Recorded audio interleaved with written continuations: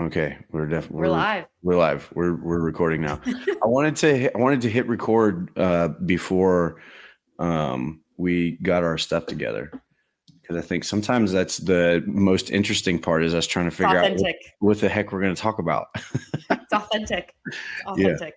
So we got this fancy new StreamYard software that we're playing with, and like I'm already lost in the back end.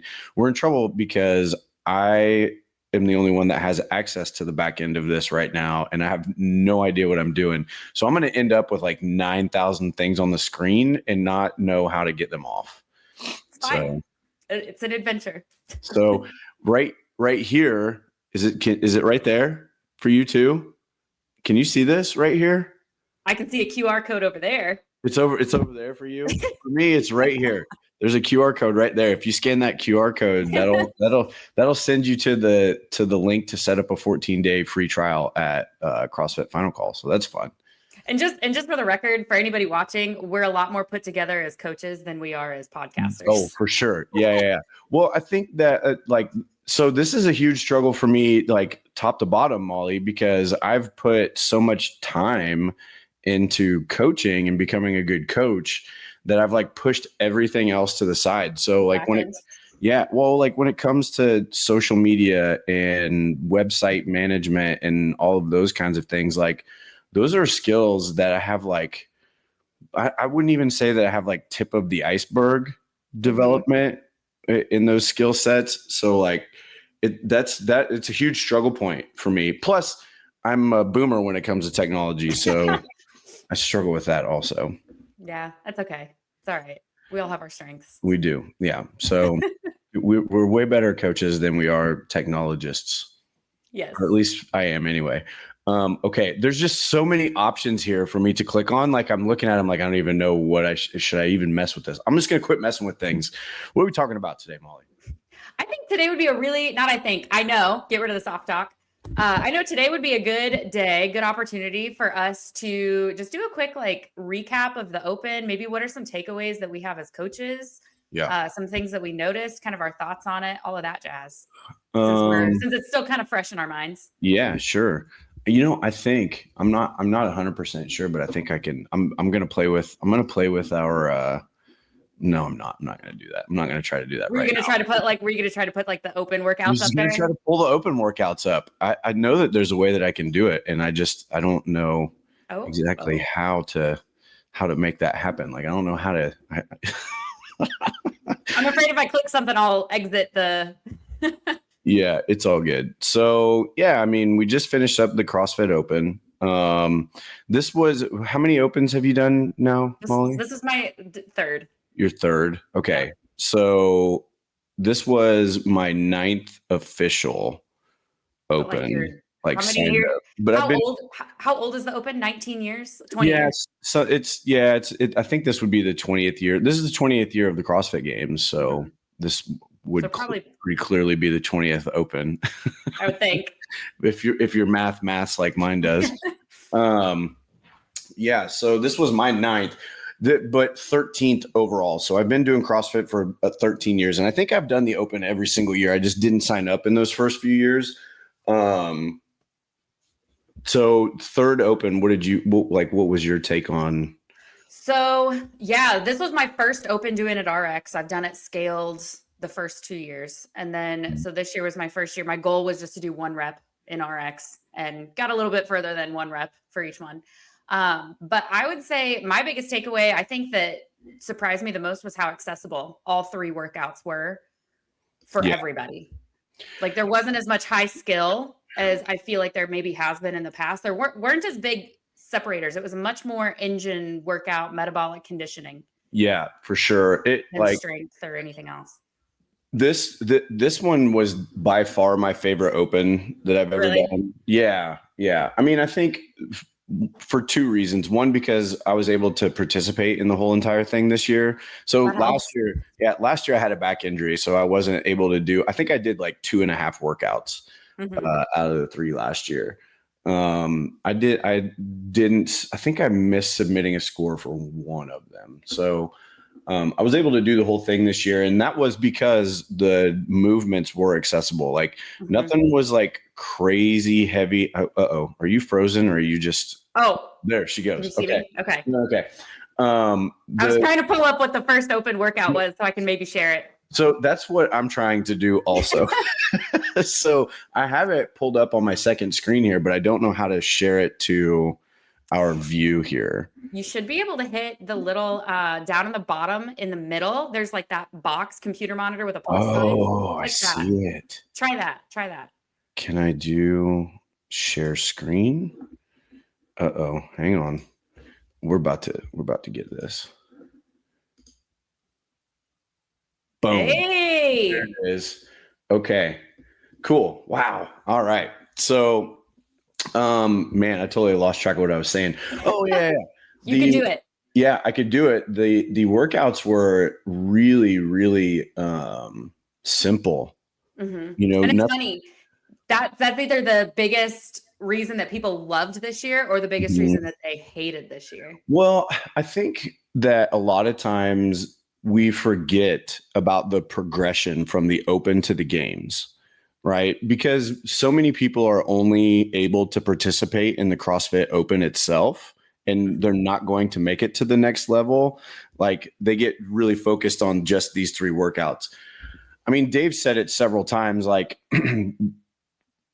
could these 3, or could you use a 3 workout open to test for the fittest in the world? It's possible. You may there are definitely going to be some things that you're going to miss out on for sure. Oh yeah.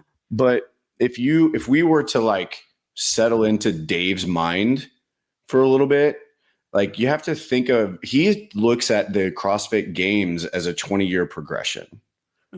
Right. So 1 year has built on to the next at the games level. And then inside of each one of those years, we're building from the open to the quarters to the semis and then into the games. So we will see a progression of difficulty as we go through these different stages of the games. Yeah. So for those people who are complaining that the workouts were too simple or they weren't heavy enough or they were all similar time domain. Yeah. I would just say you have to improve your fitness, because that is what the open is testing for. It's not testing for your specific skill, right? Like for me, if we would like think of me and Reese, right? Like if me and Reese would have, or if Reese and I would have gotten a heavy workout, like heavy cleans or heavy front squats or something like that, it would have been awesome for us, and it would have sucked for a lot of people. For everybody else. Yeah. But for Reese and I, like this open was a big test, because where our strength is at one level, our overall fitness is definitely at a different level, you know, and the open is not here to test for specialists. Yeah. And I think that was the other thing too. So, I mean, you kind of touched on it. The biggest quote unquote complaint that I've heard about this year is just that, similar time domains. It was all engine workouts. It was all cardio. Yeah. But what's the base of the pyramid? CrossFit methodology. Yeah. It's metabolic conditioning. Well, it's nutrition and then metabolic. Well, nutrition and then metabolic. Yeah. Conditioning. Yeah. So, I mean, when we think about it like that, no, it did exactly what it was supposed to do. As far as we start to go up that pyramid, we're going to start getting into more skill, more strength. And then what's the top of the pyramid? Sport. And now we're at the CrossFit Games. So, yeah, I'm not fast enough with my, I was going to try to pull up the pyramid. And then I thought, you know what? Well, but no, I mean, I think though, whoa, it's not sharing. I think it's because let me do this. We jinxed it. We tried to get too high tech. But here's the deal. I think that this is a really important conversation here, right? So as we progress through the games, we're gonna see the pyramid start to narrow, right? So for us, just like you just said, we are testing metabolic conditioning. We're looking for people that are fit right now. And fitness is the standard. So that is your work capacity across broad time and modal domains across a lifetime. That's what we're looking for, is how much work capacity do you have right now? How hard can you go? how much are you willing to suffer in the simplicity of a CrossFit workout? Mhm. And then we will start to get into, you're going to see more muscle ups, and like, they do I can't even remember what they did the one year where they went toes up and then The bar muscle up pullovers. yeah, the pullovers, the bar pullovers. Mhm. You'll see parallettes and like maybe like we did a L sit to handstand push up one year into the game or in the games. They'll bring out the parallel bars and they'll be doing hand walking on the parallel bars, handstand walks, handstand push ups. You're going to start to see a lot of those higher level skills at the next level. Then you're going to see, if you watch the CrossFit games, you're going to see these people do crazy stuff with barbells. I mean, what did Colton Mertens squat last year at the games? Like 575? Yeah, like over 500 pounds, and didn't even break a sweat. And that was after a whole day of competition. And then turned around and did like an engine workout. Yeah, where he was doing burpees and double unders and whatever else was in that workout. Yeah. So that stuff is all coming that people want to see. It's just not for us because we need to work on our nutrition and our metabolic conditioning first. Yeah. So, yeah. But yeah, I mean, when we go back and we look at these workouts, I mean, this one was all wall balls, box jump overs, box step overs, nothing complicated, but boy, oh boy, did workout number one kick my butt. I think it kicked everybody's butt. As Dave was talking about this workout and he's naming it off, like, I'm like, okay, we get up to 66 wall balls. And I'm like, oh man, that's a lot of wall balls. And then he gave us the 12-minute time cap. And I'm like, what? Like, who in the world is going to get this done in 12 minutes? But sure enough, there were a lot of people who did. That is the one thing, like, and I don't know that it's a complaint, but I guess a thought that I had as far as these open workouts, and we can go one by one and talk about each one of them. But, so CrossFit's methodology is program for the best, scale for the rest, right? Yeah. But even programmed for the best, your CrossFit Games athletes, I mean, with all of these workouts, maybe not so much the second one, but there were only a handful of people, even at the elite top level, that finished these workouts. I mean, for the vast majority, like literally 98, even some in the 99th percentile, 99% of people, this was an AMRAP. All three of them were. Yeah, we were just fighting to get as far into this workout as we could. And then for the everyday person, it was just, I'm just going to try to survive for 12 minutes or 15 minutes or 16 minutes or whatever the time caps were for each one. But even the elites, like, I mean, when we saw this workout tested at the Air Force Base, one out of the three athletes, it was Colton, finished it. So Colton finished it. How far did you get into this workout? Like, not very far. I got into the set of I was in the set of 66. Okay. So I don't remember how far. Not very far. I can't remember. I either got 14 into the set of 66 or 40. You got 40 because I got more than 14, and I know you were better than that. So like on a 12-minute clock, 3, 2, 1, go. You have 12 minutes to complete 20 wall ball shots, 18 box jump overs, 30 wall balls, 18 box jump overs, 40 wall balls, 18 box step overs. And you can read this on and on it goes. I'm not going to read the whole entire thing here. Colton Mertens got this done in what, 11:40 something? He had less than 30 seconds left. Yeah. So at the 12-minute mark, I was not even halfway through this workout. Just as a picture of where those CrossFit Games athletes are compared to where a normal person is. So fittest on earth, Hopper. Yeah. He, at the 12-minute mark, he was still in the, I think either the box jump overs or maybe even the wall balls before that. Yeah. So it was brutal. Simple, not easy. Yeah. Simple, not easy for sure. So I mean, I think we can, let's go ahead and just kind of look at all these workouts. So 26.2 was the 80-foot walking lunge, the overhead walking lunge. So we had this set up in the gym in 20-foot increments. So you would go down to a tape mark, back, down, and back, and that would get you your 80 feet. Then we would do 20 alternating dumbbell snatches. So we would have a dumbbell starting on the floor. And then in one movement, we would take that bell from the floor to up and overhead. Okay. And then we would go to the pull-up bar and do some pull-ups. So trying to get the chin over the bar, lunge, snatch, and then chest to bar. So now we're seeing our first advancement of a gymnastics movement. Still, I mean, a pretty average skill, chest to bar. All that means is we're just trying to get our collarbone above the bar and make contact with the bar when we do that pull up there. Back to the lunge, back to the snatch, and now we've got the movement that everybody wants to be able to do, the shiny object in the room, the ring muscle up. The stupid human trick. The stupid human trick. So to get through all of this, you had 15 minutes. So there was a 15-minute time cap.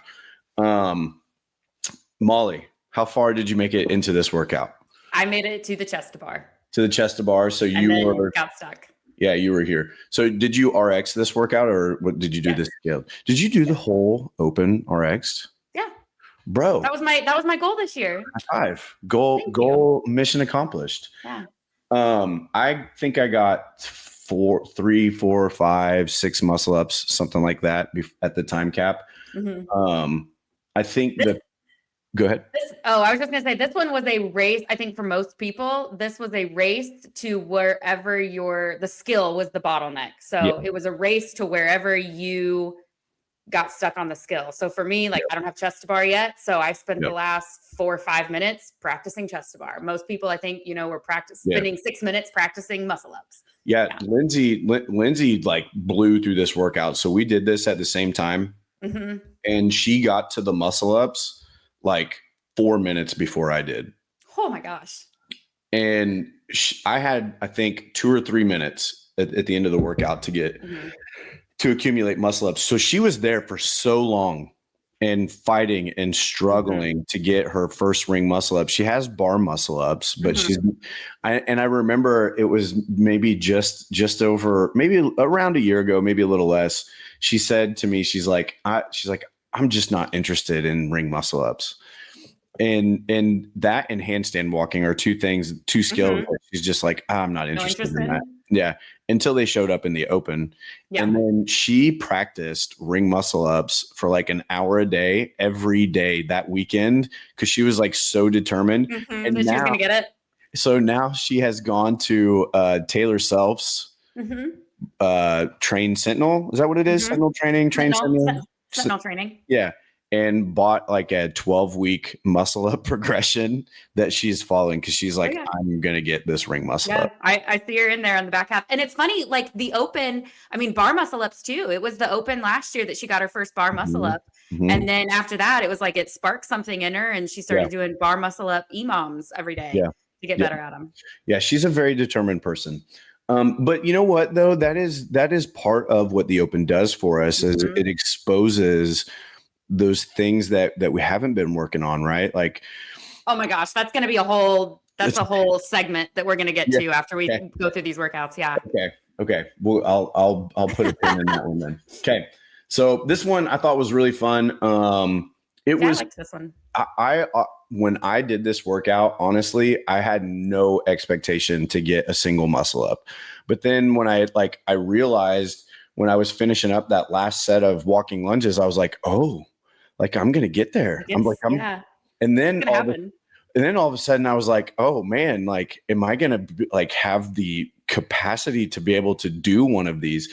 Because a muscle up was one of the very first CrossFit skills, stupid human tricks that I developed. I remember being in the depot. They had one of those, did they even have rings in the depot? No, they didn't have rings. So they had an old school squat rack that had the pull-up bar that was just 2 handles that came off of the top of the rack and then angled out and slightly down. So I got my first bar muscle up ever on that rack at the depot. That was the first time I'd ever done a bar muscle up. And then I was like, oh, okay. CrossFit, love CrossFit, right? So I started building my own garage gym, and I had in the rafters, I put two 2x12s, and I screwed them together and I put them on top of the rafter and I braced it into the rafter. And then I drilled a 2-inch hole and put a piece of conduit from rafter to rafter and hung a set of rings in there. And I remember like working to get that ring muscle up, and finally getting my first ring muscle up after about a month or so of like, I mean, I was pretty weird about it though, Molly. Like I like spent all of my time, like I would like get up in the morning and go out to the garage and like practice my muscle ups. And then I would go to work, and then I would get off work and I would go out to the garage and practice my muscle ups. And then like I would go eat dinner with the family and then come out after dinner and practice my muscle ups. Like I did it. That's how I was about all of the skills when I first started doing this stuff. So it was really fun when you learn something new. It's like, oh, now I want every chance I can to like, and you're so afraid of losing it. It's like, I got to make sure I don't lose it. Yeah. I don't like, I never thought that I've never been afraid of losing the skills. So to that point, like double unders and muscle ups and a lot of these like weird things. There are some skills, like I struggle a little bit with handstand walking now, just because I think I have been avoiding overhead loading because of my back.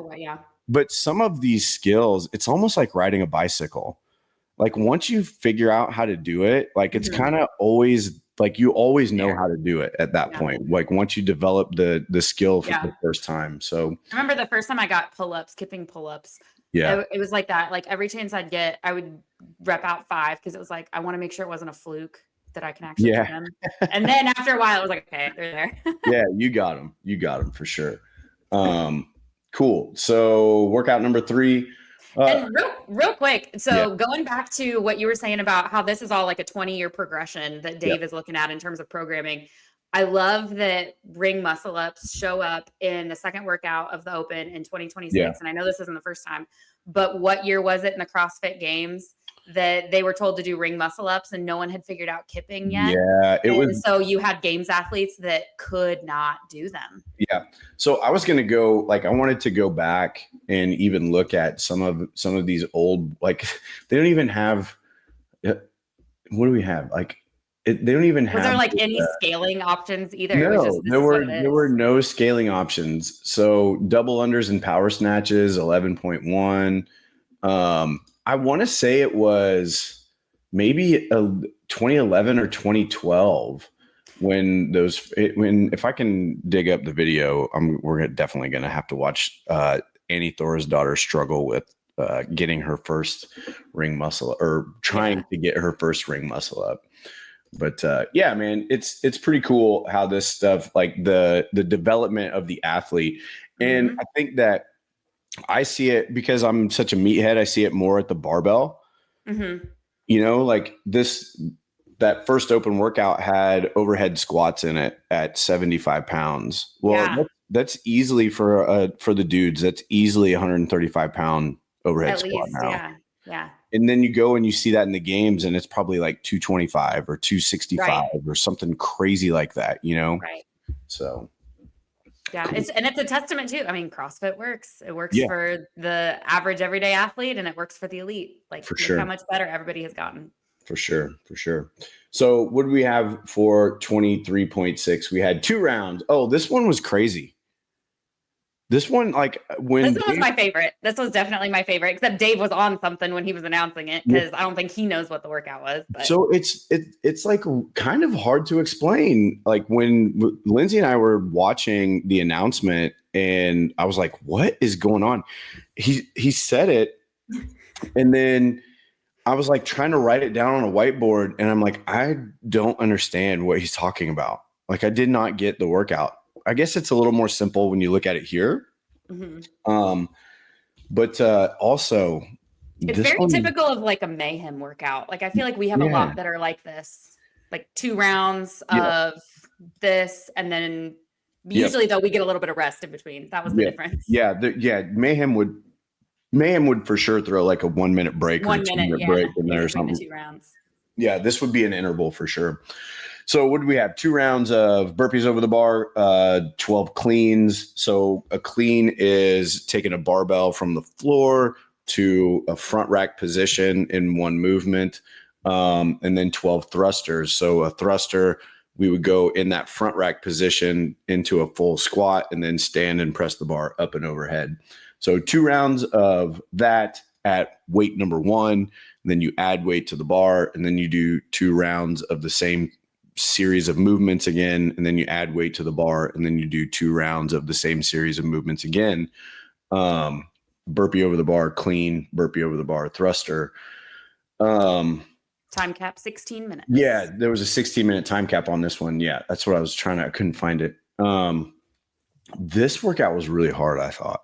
So I'll be honest, when I first saw this and when I heard what the weights were, so when I first saw it, I thought, okay, that's doable. Like that's going to be really accessible. It's just a matter of it's going to suck. It's going to hurt. Mm-hmm. And then when I heard what the weights were, they were lighter. They were like 1 load lighter than I thought they were going to be. Yeah. And that scared me. And I was like, oh, this is going to be way worse.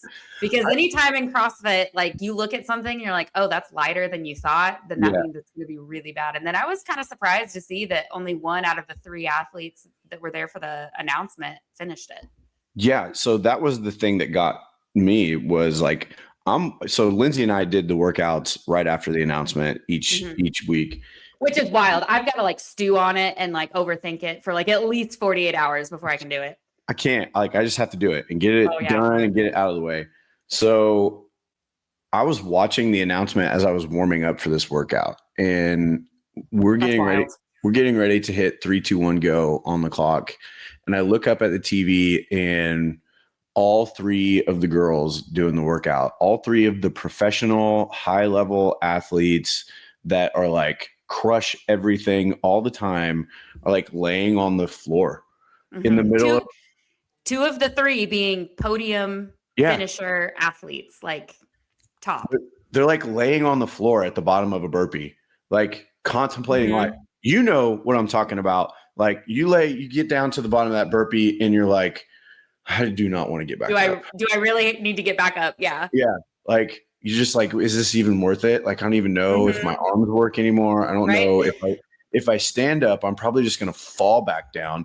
Right. Like all of this stuff going through your head. And these girls were laying there doing that. And I'm like, oh crap. Like, this is going to hurt. This one's going to be rough. Not only that, but I mean, the first and the third workout, I feel like did favor women just in the fact that the weights were so much lighter, the wall ball targets a foot lower. This one in particular, like the weights were so much less. And women, typically what we see is that they have a higher threshold for that metabolic conditioning. Yeah. And so the fact that these 3 girls, these 3 women who are top of the top, they were struggling with it. I was like, oh, like that's bad. Yeah, I have a huge bone to pick about that. And I was going to say, hey, give me your opinion about this, but you kind of gave it. For this workout, for the wall ball, box jump, step over workout, triple scale for women. Yeah. Yeah. So we've got a lighter wall ball by 6 pounds. We've got a 4-inch lower box.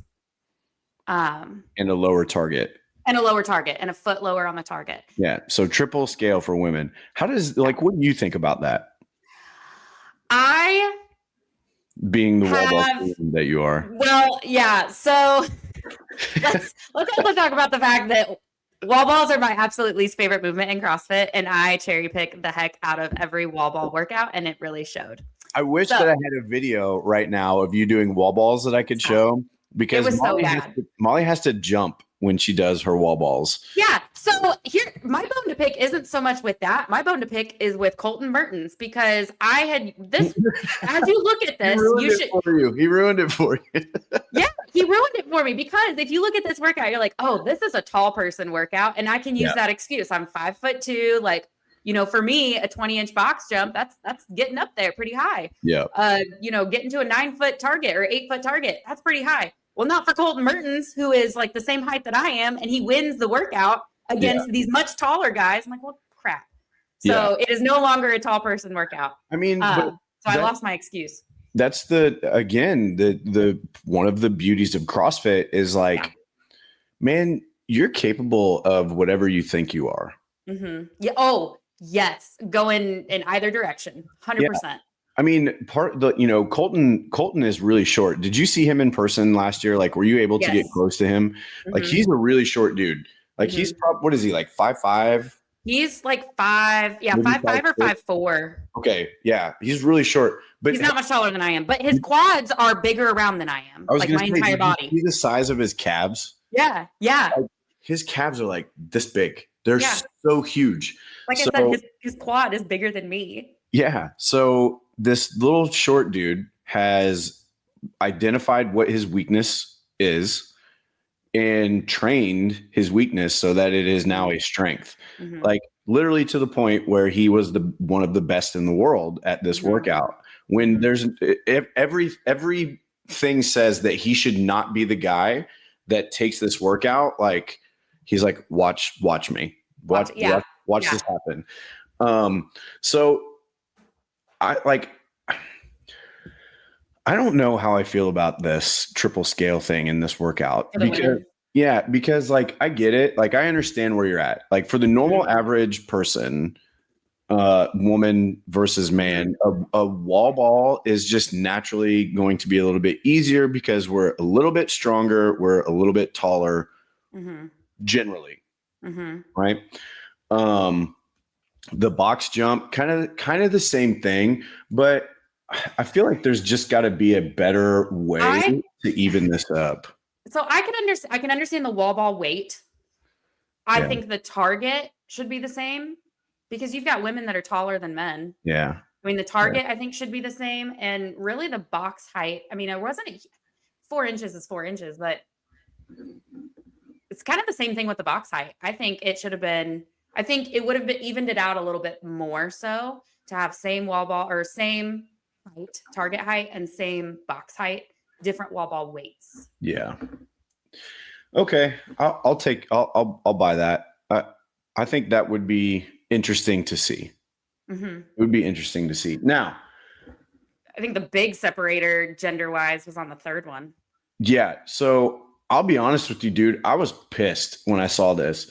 I was relieved, but yes. 55, 75, 85 is not even close to the same as it. Maybe the 65, 95 is pretty similar. But 75 to 115. Well, it's and then it's the jump. 85. Well, yeah, and the jump. Yeah. I don't know. I think this should have been like maybe like a 75, 95, 115 for women. Yes. I actually agree. So Charlie and I were having that conversation. I felt like the loading for this for women was, like I said, like one load off. Yeah, I agree. And I think my comparison point is it's always with Lindsay, right? But it's not a fair comparison because she's just so much fitter than me. Like it's not even close. Well, where I got my numbers and kind of what I was thinking about was what would we have seen in CAP? So in CrossFit affiliate programming, how would RX and scaled, how would those have been programmed? Yeah. And I based it kind of off of that. Like typically it would have been 75, 95. Yeah. I mean, yes. Now, would that have stopped Lindsay from beating the crap out of me in this workout? Absolutely not. She is a lady beast. And her fit, like, so Lindsay ended up in the top 90. She was in the 91st percentile, I think. Overall and over like 95th for her age group. For her age, her age division, which is a testament to what the Open tests. It tests. That's why everybody should sign up for the Open. Yep. It tests your fitness. It is not we're not after high level skill. We're not after high level weightlifting or like any crazy stuff. It is how much work capacity do you have? So even in the muscle up workout, Lindsay didn't get a muscle up, but she made it to the muscle up so quickly that her score was really, really high. And there are, I mean, but those things will be the separators in these workouts, and that'll be the thing that shows the games level athletes or the what is it? The semifinal level athletes versus all of the rest of us. Yeah. So, I mean, overall, I thought it was a really, really good Open. Um, the movements were simple. I think as far as like the standard and judging and stuff like that, some of the movements are a little bit more difficult to judge than others. I definitely think that like the overhead walking lunge is something as a judge that can be really difficult to watch and judge. The snatch is the same way. We didn't really have to worry about judging muscle ups because none of us can get there and do very many of them. I will say, like, oh shoot, I lost my train of thought. Oh no. I was talking about judging. Oh yeah, judging standards were good, or that was all good. I do want to talk about movement standards. Go for it. Just from a coach's perspective for a second. But before that, like as far as the workouts go, yeah, simple, not easy. My only quote unquote complaint, again, if you can call it that, is at this level, I wonder if it would have been better to just write them as AMRAPs instead of a time cap with tie break times, because if you were 1 second off with those tie break times, your spot on the leaderboard was so different. And I don't mean that so much as like, oh, I could have done better if I'd gotten there faster, but it would have been more accurate for everybody on the leaderboard to see their percentile if it was an AMRAP and not up to those tie break times, because people are not good at accurately reporting tie break times. Not that they're intentionally doing it wrong. It's just, no, I get what you're saying. It's and it's 100% up to the judge. I think that's the thing that's my complaint with it, is that's a lot of responsibility on the judge. So let's talk about that. So I think that an AMRAP AMRAP means what? As many rounds or reps as possible. Yeah. So an AMRAP in this workout, 23 or 26. Why do I'm in my head, I'm in 2023. 26.1. I think that an AMRAP in 26.1 would have been okay. Yeah. I think that an AMRAP in 26.3 probably would have been okay. You just would have had to go with a higher weight to begin with, and then I think that it would have probably been okay. I don't know, what were the top times in this? Oh gosh. I bet there's a way I can do this. Game season leaderboard. There you go. Oh, I'm gonna figure this out. Sort 26.3. 1346. So they went sub 14. Boy, I don't know. Maybe an AMRAP would have been fine in that one because of the time cap. But look at this. Yeah. He finished this in 16:20. Man, could you imagine doing that workout basically twice? No. I mean, 2.5 times. Yeah. So if you would have turned this one into an AMRAP, that would have.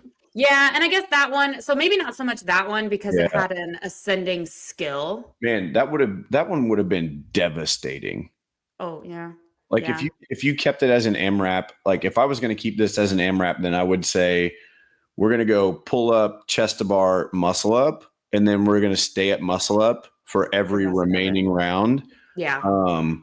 But man, that would be really bad. Yeah, they would have to be aggressive caps, like for sure. It would have to be like a 15-minute AMRAP or less, or 12-minute AMRAP. Yeah, for sure. Cool. So the other thing, I was just gonna say, like, as a coach, some takeaways that I have, like, as a coach is, and I will 100% take responsibility on this. Like, I don't do as good of a job as I thought at holding movement standards in class. I do with like squat depth and things like that, but wall balls. So we saw a lot, like across the leaderboard, across the world, like wall balls were a struggle for people. And I think about class and like how often, I know I, again, call out depth, but not always to the target. And so, I mean, that was a challenge for me. I got so many no reps just because of the ball not hitting the target or being a little bit off of the wall. And I mean, I know I personally, anyway, when I'm coaching a class with wall balls, I don't pay attention to whether or not the ball touches the wall. And I'm not saying necessarily that, it's got to be the appropriate time to talk about those things, because there's also appropriate scaling and modifications that we have to make as people are getting better, and lowering the height can be one of those options. But it made me realize as a coach, like, hey, these are things that I need to do a better job of talking about, because when we got to the Open, there were people that just had no idea. Yeah. Standards are important all the time. It's really difficult because we have a lot of people that just can't get there. I mean, so I think then scaling becomes really, really important, right? And this is why scaling is important, because we do want to be able to meet the standards for movement quality. So look, when we're talking about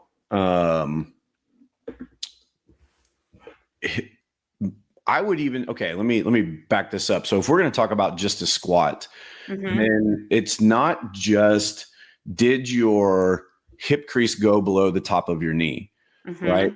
And did you stand to full hip and knee extension? Those are two parts of the squat, that standard that we want to see. But I also want to see your hips initiate the squat by going back and down. I want to see your knees tracking out over your toes. I want to see your heels stand down on the floor. So now we're talking movement standards for competition versus what's a good rep versus points of performance and movement standards. Right. But to me, as a coach every single day, those are standards that I want each one of my members to be able to meet, right? Because movement quality is really, really important to me. So if we can train really, really, really great movement quality over a long period of time, then those competition standards get a lot easier to meet. And not only do they get a lot easier to meet, but you're able to stay within the standard for a longer period of time. So I talk about this a lot with like pull-ups. And it's a silly thing and it's not part of a standard, but when we kip, hollow, and arch, right? If you learn to kip with this like really giant kip and your knees are bending at the back and you're kicking. Yeah, you're kicking your way through. Like, that will get your chin over the bar. But how long are you going to be able to hold on to that? So what I really want to see is, if you can imagine in your mind a bow and arrow, right? So when you draw the string of the bow back and that bow has this beautiful curve to it, right? That is what our arch position should look like. The inverse of that is what our hollow should look like, where there are no broken parts of your body. So if you can imagine that you have a beautiful arch hollow swing, okay, and you're able to get the big knuckle of your bar, your punching knuckle up on top of that bar with your thumb wrapped around, so that now your forearm is engaged in that movement, and you have this beautiful kip swing, and you're able to displace your body weight, your center of mass, to get your chin open over that bar. When you come into competition mode now, and you're really pushing, like in something like the Open, you have so much farther to break down. You have a much larger buffer than the person that with broken positioning that's kicking their way up there. Think of it like the sickness, wellness, fitness continuum, right? So if I build my health from sickness to fitness, I've now built that buffer back to sickness, right? I have to pass back through wellness before I get sick. The same is true with quality movement. And if we train quality movement, aiming to hit the movement standard, then in the long term, we're going to be a lot better off, rather than just trying to do like what I did and chase all the shiny objects to start out with. But I agree. It's really, really difficult as a coach to hammer down on, well, you have to get your hip crease below the top of your knee when you squat, and you have to stand to full hip and knee extension, and your ball has to touch the target.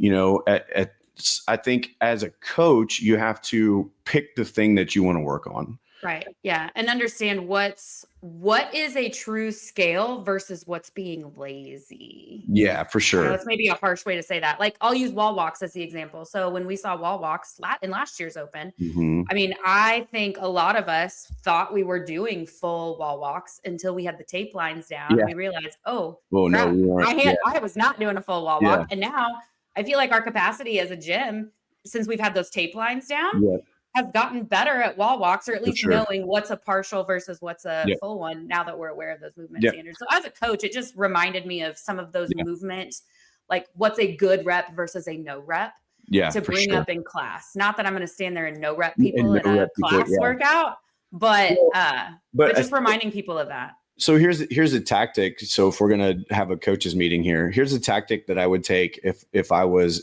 coaching a class. Mhm. I would talk about those standards, right? Mhm. When we do this wall walk, the standard is that we all know the standard. I'm not going to go through Mhm. that, but maybe for someone who struggles with an overhead position, you change the standard for them. Yes. Right. So maybe your standard is not you start touching this tape line, you get to this tape line, and then you walk yourself back to the starting tape line. It is you're going to start with your fingertips on this tape line. You're going to walk back to this seam in this mat. Mhm. Or draw a chalk line. I've done that. Yeah, or Yeah. draw a chalk line or whatever it is where you know that they can maintain that good position. And now that is their standard. So if Yeah. you want to no rep them, now you have a place that is challenging their ability, but also allowing them to stay in a really good, strong, and stable position. Mhm. So you can kind of train that threshold right there. Mhm. Yeah. Yep. So cool. No, I love it. I mean, it's the open will always show us those things. It's always going to show us where we're at as far as our overall fitness level. It's going to show you the things. Maybe you might get lucky and get something that you're really, really good at in the open. But more than anything, it's going to show you the holes in your game. Oh, yeah. Yeah. 100%. I know, like for me, it has really shown that I'm capable of a lot more than I do in classes. And Mhm. I 100% pull back. And I was talking to Chancey about this, like, and I'm sure there's other women, especially, that can relate. It is very much an ego thing for me, but in the opposite direction that I think a lot of men have. And that's I go for the lighter weight because I don't want to be embarrassed if I'm slower Oh, okay. versus grabbing the heavier weight that I probably shouldn't have grabbed, you Yeah. know? So like that open 26.2, that was the first time I've used a 35-pound dumbbell for anything Hmm. in a workout Wow. and clearly did it. It sucked, but clearly did it. And now it's like, well, crap. There's no reason now to not grab that Now 35-pound you have dumbbell. to Yeah. every time. Okay, if I ever catch you with anything lighter than I 35, know. I'll get on you. But I know Charlie already has. yeah, I will say though, to that point, I would rather see someone scale to a lighter weight and be able to do more movement than go heavy and be able to do less. And of course, that's workout dependent, but I would just say as a general rule, Yeah. like if there's a question, like go a little bit lighter and then maybe you do a little bit more work. Try to If go nothing, unbroken. Yeah. yeah, if nothing else, we're going to at least improve your fitness, right? Mhm. Instead of just getting all pissed off that you can't move the Yeah. bar or whatever it is. Yeah. So cool. Yeah. All right. Anything else to add to this one, Molly? I mean, it's a dumb question because I know there's always something else to add, but I know you have a meeting coming up. I think that was about it. I really enjoyed this open. I enjoyed it. I always enjoy the open. Mhm. It was definitely one of the more frustrating ones for me because it was like, man, I feel like I left a lot on the table for the last year of training. Mm. And it was just a really good reminder of like, no, I need to be doing more because I know I can do this. And yeah, to your point, like there's a difference between scaling because we should scale versus scaling because we don't want to be really uncomfortable. Yeah. And Oh, I 100% felt that of like, man, I avoid heavy discomfort. And I mean, my level of discomfort and somebody else's are very different, but sure. I avoid going to those dark places and I need Mhm. to go to those dark places once in a while. So Yeah, that for was my sure. biggest takeaway as an athlete. Yeah, I think I would say for me as an athlete, this was my favorite open that I think I've ever done Yeah. as a whole. There were two workouts that I would have preferred not to have done, and one that I will avoid I'm going to cherry pick every single time if it ever comes up. That 26.3, I'm never doing that workout again, ever. Not ever, ever, ever doing that workout again. So, side note, I don't make noise when after workouts, like when I'm dying. Like I just kind of die silently. Like Reese, makes a lot of noise, right? I made noise after that one. Yeah. I was like gasping and grunting and moaning at the end. And for me, like I don't do that. And so that workout had a way of just like put everybody in their place. Yeah, I mean, overall, it was the best open that I can remember. Outside of the 5-week opens, those were pretty cool. I think for me, it kind of showed me the power of CrossFit, because I haven't been doing a ton of CrossFit workouts lately because of our strength class that I've been programming for. So over the last several months, I've just been doing those so that I can make sure that what I'm programming is appropriate for what we're going to be delivering in class. So not a ton of like fitness focused workouts. But you held your own.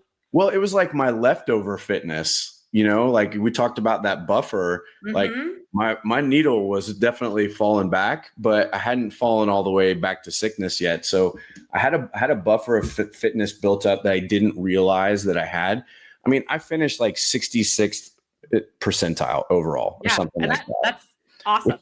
Which I'm crazy happy with, given where I was as far as my fitness goes. So I was just overall very, very happy. I would have loved to have seen a little bit more participation from the gym. Just more people overall signed up, but man, for what we had, it was a really cool open. Yeah. And I'd say it's just a good reminder. Like you talk about the percentiles, like that is why I do it. It has nothing to do with the competition. I think most of the people in the gym are in the same boat as I am, but I was able to look at this one and see, okay, I went up almost 20 percentiles from last year. And that was my goal. That's what I wanted to see. So maybe next time we jump on, we should pull that stuff up and just kind of show like, hey, this is where I was last year. This is where I am this year. Maybe we can do that in conjunction with your, we can do an athlete check-in. Yeah, we can do a live one. We're going to do like a live in-body athlete check-in, like the whole thing. Are we going to put the in-body out there? I'll be vulnerable. We can. Okay, yeah. I'll put mine out there too. Okay. Sounds good. All right. All right. Cool. Go get them, guys. Adios, amigo.